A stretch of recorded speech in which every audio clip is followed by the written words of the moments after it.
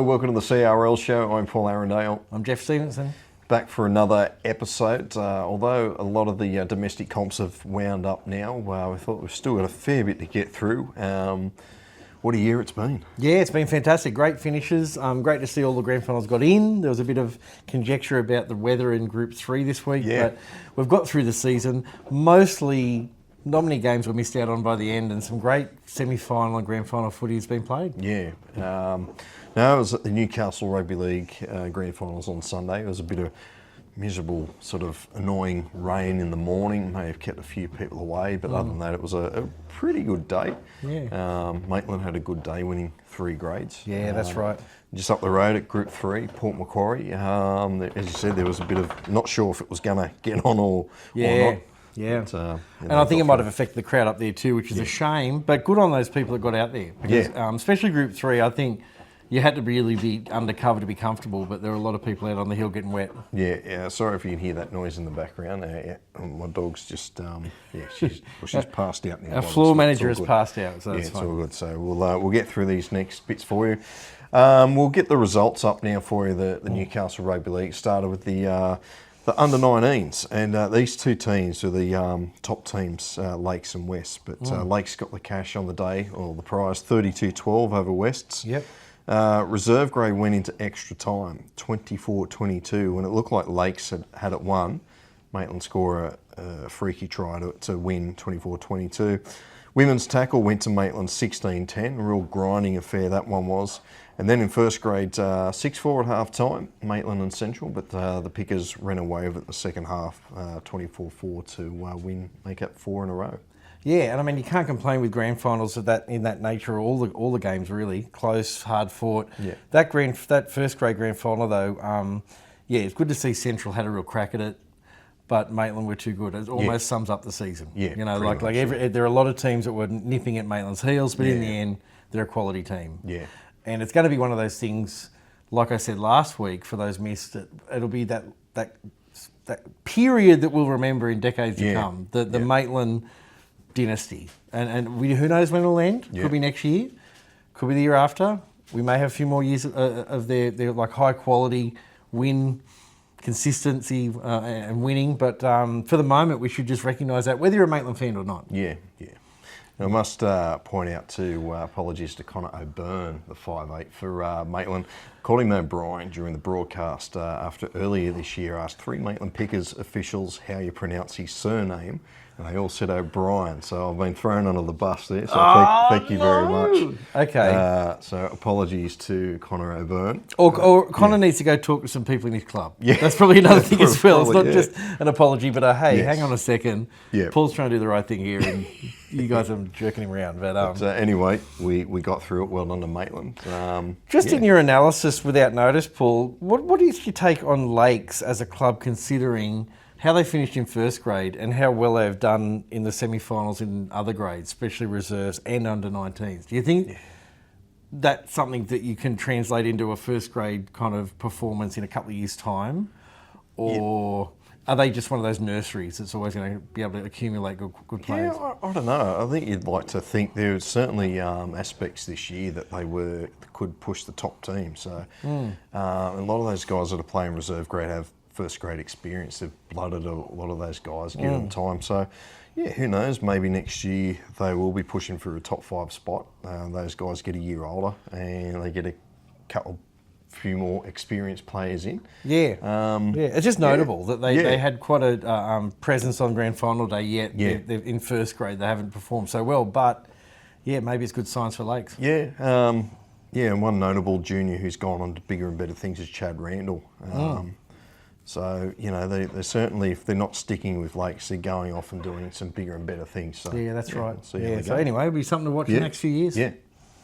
All right. Group 3 grand finals, they happened up the road at Port Macquarie. And again, they got the all grades in as well. I think that was the other thing they were hoping for. I think there were lots of messages, if people noticed on Facebook that morning, saying the games are on. Port Macquarie Regional Stadium, luckily, I think has excellent drainage. It's a high quality ground, so I think they were lucky with that. The Ladies League tag, Port City defeated Port Sharks 12-10 for a great start to the day. And under 18s, Lake Cat-Eye went down to Wingham 22 points to 6. Reserve grade, Port City 24 defeated Tari City 14. And in the big grand final, Port Mac defeated Macleay Valley 16-10. Close game, great game of footy. Yeah, great game of footy. Daisy, our producer, still getting a bit restless. She'll get on camera shortly, don't worry about that. We'll cross to her soon. Yeah, all right. Well, they're all the results that we have for you. We may as well tuck in that, we thought we'd go through our big hits and tries of the week that we've compiled over the year. So we've broken up our big hits of the year, big hits of the week into two.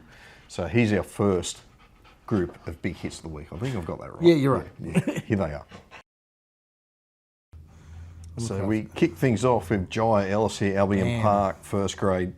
It's a nice one. Great, one-on-one. Yeah, that might have been Berry's last first grade game. Yep. Zane Marilini of Caloundra.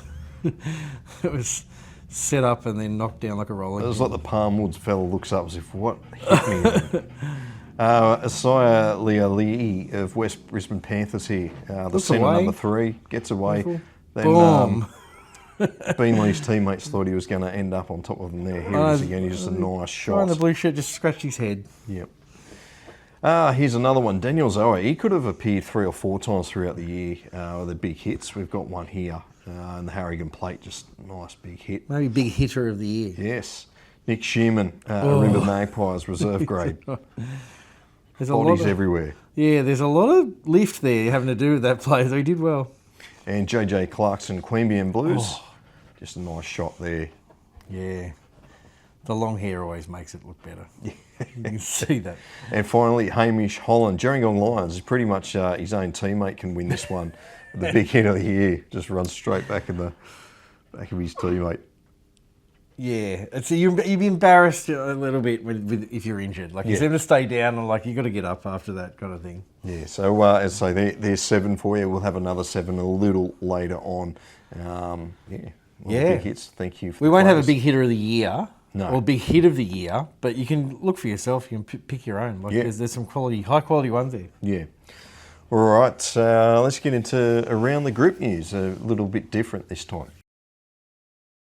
Yes, we've got not a lot of around the group's news per se. There is a little bit of rugby league still happening and coming ahead of us. I want to look at the NRL Grand Final, which is coming up this week. I usually don't talk much NRL. I sometimes put out there that I like at them a little bit, but they're cool. They do their thing. And actually, as much as I lament how the NRL can treat, especially local comps and regional comps, they are the end game for a lot of players. Yeah. So you've got to remember that there are going to be players playing in the country right now, and they are aspiring to get there. Hold on a sec. To turn it into a profession. Sorry, now we cross live now to one of those players. She's having a lot There to say. she is, our floor manager. Not managing the floor today, she's actually on the lounge. Now. We'll get back to happy.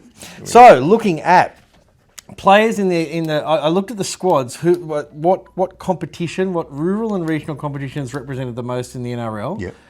Grand final. I looked at the squads because it's very problematic. Once you look at players, there's not a huge amount. But looking at squads, I'll ask you. Yeah. You may already know this answer. What comp? And I'm kind of looking at the NRL. There's a lot to explain here. Yeah. CRL, the BarTV catchment really. Yeah. And New South Wales. Okay. And affiliate states. Right. But that's it. Yeah. What I'm saying is I'm not counting probably like North Queensland or New Zealand. Yeah, okay. I just thought, look, we'll go up to the Sunshine Coast and don't worry about New Zealand.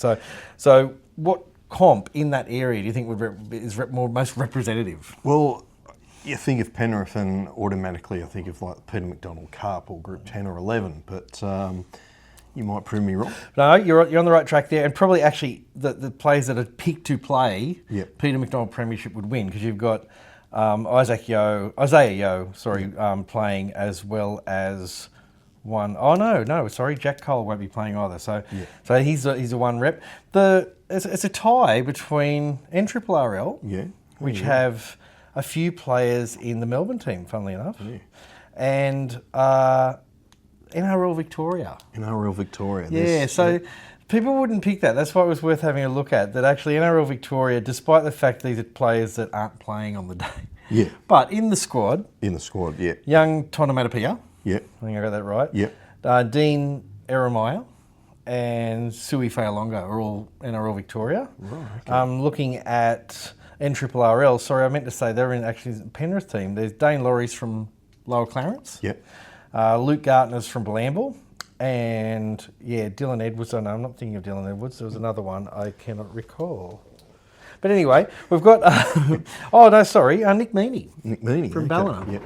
So I was expecting, being closed-minded about it, it'd be like Newcastle Comp, Central Coast maybe, Illawarra, sort of those ones close to the metros. Yep. But I just want to highlight that because there's one from the Sunshine Coast, Gold Coast, Group 19, Group 2, the Group 2 being Dylan Edwards, the Group 9 being Dylan Edwards, half of Dylan Edwards and someone else. So there's actually quite a few, quite a wide representation. I know I thought the same with Penrith and the Central West kind of being the area, but it's good to see. So Interesting little offshoot, Green Anderson, Melbourne Storm. His brothers played for Central in the grand final of the Newcastle Comp. Kane and Cameron. Did one retire on the day? Was it Cameron? No, I'm thinking of another Anderson. No, I think it might have been Sam from Maitland. There was four Andersons playing in the Newcastle Rugby League grand final. That's pretty wild. Well, obviously Kane and Cameron are brothers, but the others aren't related. They aren't related, But I was thinking, geez, Grant's got a chance to win a grand final. It's, obviously Kane and Cameron pulled up short last week in the Newcastle one, so all the best to the Storm. I'm sitting on the fence. I don't really care who wins. I don't care either, really. But I do think of those. As much as I do get wound up by this, but those little country towns like Temora that'll be watching it with Liam Martin playing, and you look at, I'm hoping there are people that I'd love if they could, like in the State of Origin, they put their junior clubs up, but I would love if you could find those old photos. Like some clubs have done really well. I think it was Ivanhoe or one of the clubs, I can't remember which one, where they had their picture of them in their junior gear, like a photo of them when they're 8 years old. And then, that's who it was. It was, I'm just thinking on the fly, here's great radio. Not Bateman's Bay, Eden, I can't remember which one that played in that grand final. But they did a really good job of just highlighting that connection with, okay, this is what they were when they were a little fella as a 7-year-old, and here they are now, kind of thing. So if you're watching and you know what Geoff's talking about, that's brilliant. I was going to say, please don't send any correspondence in because I don't know what I'm talking about. So it will come to me later on, and I'll stop the vodcast to let you know. But I'm talking about the team that played Snow River Bears in the grand final. Just to put it out there, there's a quiz. Anyway, they did a really good job of it. They actually had 10 juniors in the grand final team. So that's pretty good, I think it was even, Yeah, it could have been, Anyway, great radio. I had a really big Red Bull before I came here. I don't know whether that's helping or hindering the situation, but we are now going to go to I want to call it the CRL second-hand players showroom room. Oh, okay, all right. Because we've got a few players. I was sort of thinking on the fly like we've talked about the rumours a few weeks ago, that the Newcastle Rugby League Denton Engineering Cup want to have a marquee player included in each team, possibly. That was a rumour that we heard from Hilly on the Hill. But I then looked at, the flow of ex-professional players flowing into country comps, and a lot of them are coming via England. Because NRL players will do their bit in Australia, they might go to England for a few years, then they come back and they go, right, what now? Okay, so here are the what now players, some of the what now players. Some have connections, and I really like the idea when ex-NRL players go back to their junior clubs. So there's players like Jared Wallace is from Runaway Bay originally. So maybe that Gold Coast comp, he's 33 years old, probably the right time for him to find a little club like that. Other players, one that sort of I find jumps out at me is, Josh Drinkwater is coming from Warrington. Warrington, sorry. And he was a Terrigal Shark. He's 31 years old. So anyone up Central Coastway might be interested in that. Carlos Chimavave, he's from Auckland, but he's 32 years old. He'd be a good playmaker for someone. He spent time in Newcastle too. Exactly. Ones with more of a connection with local areas. Matt Ukavatu. It's Ukavatu, isn't it? He was playing for Wyong, I think, just before he was signed by the Roosters, I'm sure. Oh, well, they're sort of a feeder affiliation there. So. Yeah, so anyway, Central Coast-wise, he's a good finisher on the wing. He's 30 years old. Roll up, come in, buy your former players. But there's players like Tom Opacek, Matt Parcell from Ipswich, 31 years old. Yeah. There's some of these playmakers where you think they'd actually have a lot going for them. Cade Cuss is pretty young. He's 26 years old, but he's a Scone junior. Yeah. Again, could be something where he might want to retire, and some of these players want to go back to where they started their lives and that kind of stuff. But there's Manu Mao, Kevin Nagama. It sounds like he is going to come back to Newcastle. Right. Rumour is he's going to play for reserves for the Knights. But I'm sure there'll be a local club that might make him a better offer and might say, look, do you want to work with the Knights? He wants to be a mentor for some of the young Knights players. Yeah. But I'm sure there'll be a local Denton Engineering Cup team that'll say, look, we'll happily sign you up for the year, and he's 35 years old. So we'll see what happens with any of these. I'm always curious to know what happens. In a month or two's time, you might hear one or two of them pop up out of nowhere. It might be another one you never heard of. Yeah. Well, not never heard of, but thought, he was still under contract in England, but he wants to come back. MacArthur Premiership seems to be like Ken Seo played the MacArthur Premiership.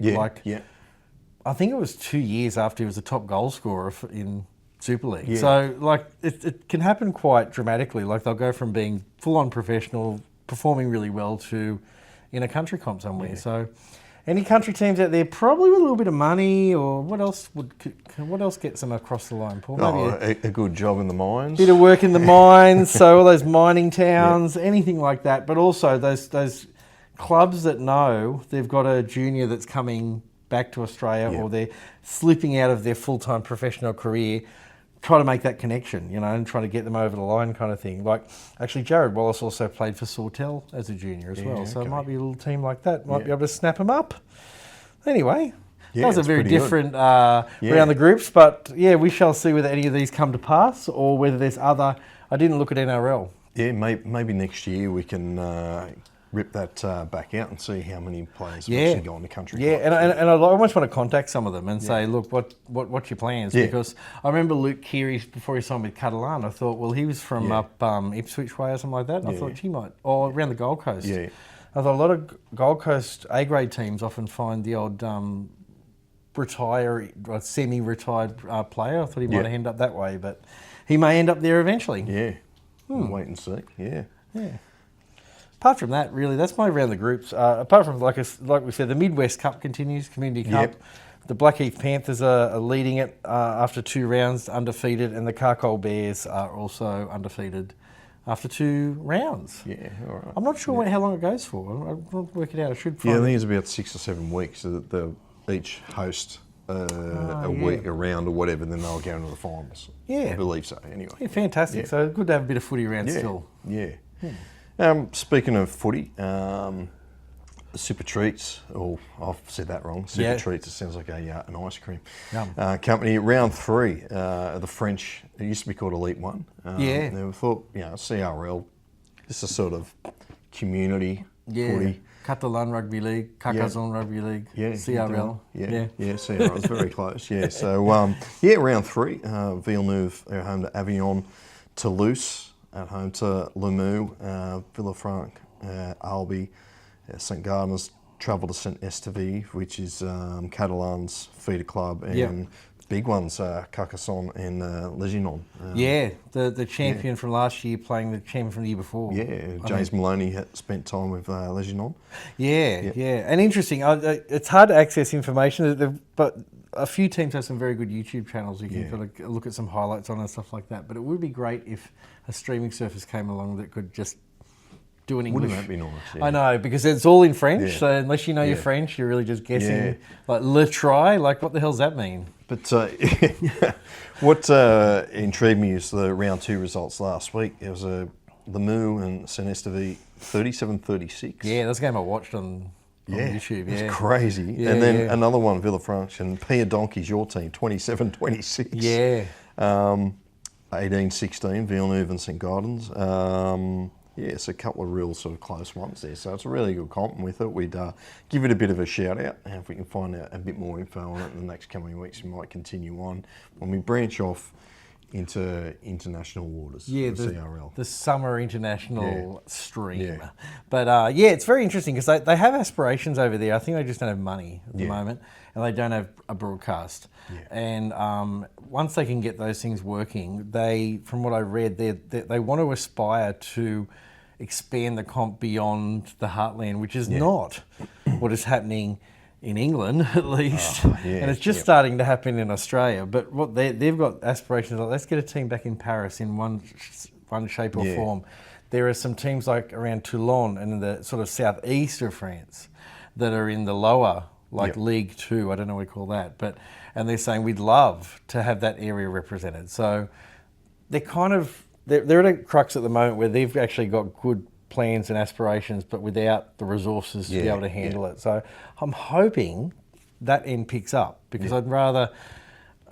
I mean, every comp's struggling for money at the moment, but I'd rather their money be directed to something like that compared to what's happening in England, where the money's getting passed around clubs and chairmans, and you never really know where it's being used. Yeah, and there's still a bit of footy happening locally too. The French under-19s are out here touring at the moment, so if they're in your local area, get down. You might see a future start. Yeah, fantastic. And maybe I'd be curious to see whether there's any kind of scouting happening. We always assume scouting from NRL clubs, but if you're from a local club and you happen to have the under-19, French under-19s playing near you, it'd be worth a look. I mean, these guys, they're young adults. They're of the age where you might say to them, in French or broken English or whatever, look, do you want a gap year in Australia playing for Wagga or something, or something like that? And they might say, like, oui, or something like that. And you're like, and then you've got to go from there. You've got to then work out the logistics and all the visas and stuff. But really, if you're a young French guy and like someone like Ballina or something like that came up to you and you said, oh, here's Ballina, I just showed you that, you'd probably say, yeah, okay, I can do that for a bit extra money, find me a job, whatever. But they could, or maybe just go up the road and they could bill it at Todd Carney's place. He spent time yes, oui, as we say. But yeah, I don't know. I just find sometimes these things aren't strategic. I think in NRL land they are strategically organised, but it'd be great if the under-19s toured and they played a game as a pre-game before a grand final somewhere or something, or a semi-final somewhere, and you would have clubs there watching and going, oh, geez, that halfback's pretty good. Yeah. Have a chat to him, and the halfback says, well, you know what, I happen to want to come to Australia on a gap year. Make it happen, in his own way, in French. Yeah. But no, anyway, that's my little rant. What was in that Red Bull? Oh, I don't know. It's the biggest one I've ever had. It was so good. Anyway, I don't know. Let's see you around the groups. Yeah, done. Yeah. All right, so we may as well get our second lot of big hits of the week up. So we showed 7 earlier. If you just joined us, I don't know how you would just join us. You would have hit play and watched it from the beginning. So. Anyway, here are the other 7 big hits of the week. All right, first one, Ryan Andrews. Helensburgh Tigers v Corrimal Harrigan Plate. The poor old fullback here. Off a kick. Does everything right. Then out of the line. Jesus Christ.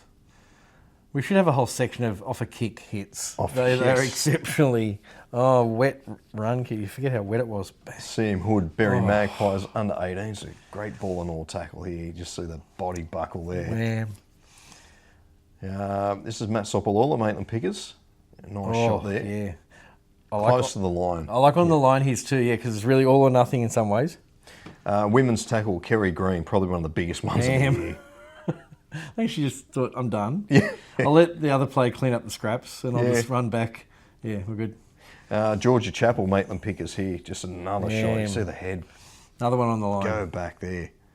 Just, great defence. Yeah, vital tackle. Chris Mann, Gerringong Lions.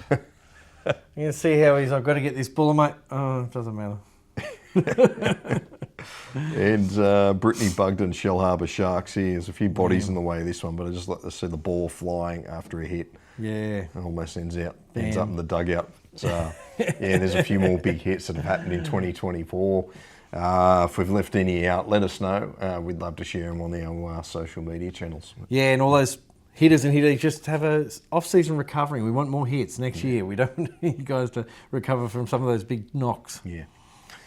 All right, mate. There's no footy happening on BarTV this week. Obviously, all the grand finals are finished. We might have a few little things popping up now and then, but next week we'll have probably some of our tries of the year as well. Yeah, crackerjack. And like I said last week, it doesn't stop you watching rugby league. That you can go back. Yeah. We just talked about the Newcastle Rugby League grand final. Go back and watch the whole thing if you want. Yeah. You can watch a mini game, or you can watch the mini game of all the games we just talked about.